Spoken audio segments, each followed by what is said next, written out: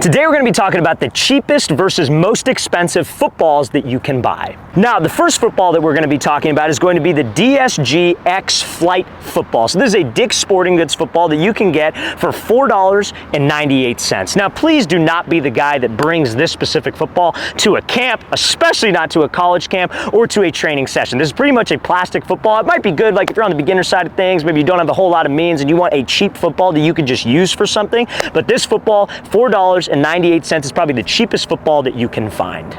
Now, the next football that we're going to be discussing is the Wilson Encore Series football. You can get this for $29.98. So why is this football so cheap? There are so many footballs that are so much more expensive than this ball, and we're going to get into that throughout this video. But this football is cheap because it's a composite leather ball. So composite leather, you have two types of leather, right? You have like actual real leather footballs, and then you have composite leather footballs. Composite leather is referred to as like fake leather, and it's much, much cheaper to make and find than an actual leather football. So that's why it's so cheap. But that type of composite leather football is extremely tough to throw in the rain or when conditions are wet. So that's why, obviously, if you're a quarterback, receiver, whatever, I always recommend using an actual leather ball. But there is a composite leather ball. It's a little bit more on the expensive side of things. That is actually going to hold up well in the rain, and that's what we'll get into next. Now, before we get into the best composite leather football to buy, if you're a quarterback or a wide receiver and you would like to train with myself and my staff of coaches this offseason, we are coming out to 12 more cities and states across the U.S. for 2-day long QB and wide receiver training camp. So check out that very first link in the description below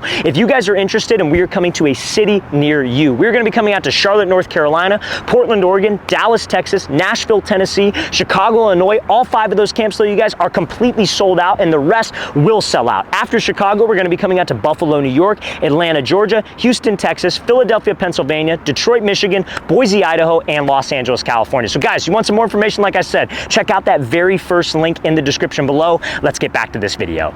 Now, I think the best composite leather football that you can buy for $45.99 is going to be the Wilson GST composite leather ball. So that's the full name of the football. I think this is probably the best composite leather football that you can buy at $49.99 or $45.98, excuse me. You guys can get this ball at a high school size, youth size, or middle school size. So it's great for anybody who maybe doesn't have the means to pay for the more expensive footballs, but it's still a great training tool.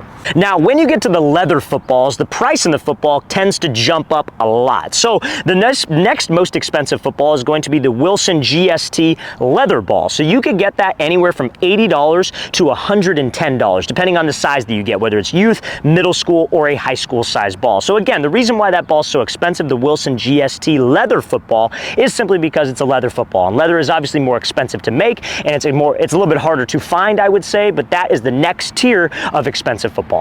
Now, you're going to get into the more expensive range of things after that Wilson GST. Next up is going to be a Wilson Omega football that you can get for $150. So why does a football cost this much, right? How do they even ask for that much with a football? But the Wilson Omega was a ball that Wilson actually sent to me early on, like when they very first came out with the ball to kind of promote the ball, right? And they marketed it as, oh, it's got this new technology that helps it spin more, you know, the ball breaks in a little bit easier. Part of that is true. I would say the ball breaks in very, very easily. I didn't have to put wax on the ball, didn't have to put any kind of spray, any kind of wax kit, mud. I didn't have to do any of that, and that ball has perfect grip. Now, the other thing about that ball, it doesn't spin more, in my opinion. I really don't think that it makes that big of a difference, but that's what they market it as, that's what they promote it as, and that's why they could charge that much for the ball. But to be honest with you guys, I would stick, if you had to pick between the two, I would pick the Wilson GST regular over the Wilson Omega.